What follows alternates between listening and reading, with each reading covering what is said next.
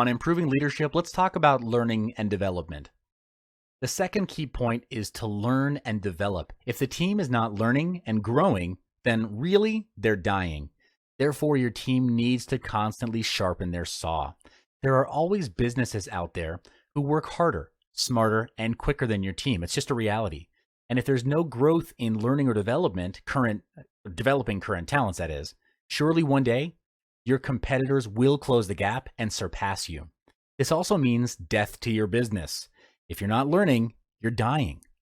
Stay ahead of your competitors by structuring learning and development activities for your team. The reason is these activities help them to be very efficient and effective in problem solving, time management, and prioritization. There are lots of activities that you can do for your team to help their growth. The first is apprenticeship. This means sending your team over to other organizations to learn from them. This can be a very useful and effective way to eventually develop a new skill. Second is career counseling. This is where your team members discuss with their supervisor a career plan and develop that career plan to identify areas for improvement or advancement and how those areas can be addressed and also when.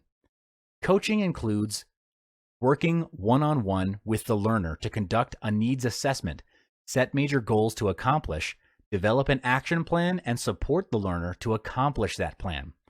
The team member drives these activities, and the coach provides continuing feedback and support. Continuing professional development is very beneficial so that your team stays up to date in the views and practices necessary to lead and manage in today's organizations. There are an increasing number of universities, colleges, and training centers associating continuing education credits or continuing education units with their courses and workshops. So why not leverage those? Sometimes your team doesn't have the proper technique to learn and retain new things. Organizations and other environments are changing rapidly. Therefore, it's extremely important to continually be aware of those changes and to be reflecting on them and learning from them as well. Basically, with continuous learning, you help your team to learn and how to learn. Courses and seminars are great platforms for the learning and development of new knowledge or skills on your team. Courses with hands-on experience are even better since it'll help your team apply what they have just learned, making the lessons even more effective. Another great way to encourage self-learning for your team is to provide them with opportunities to give presentations.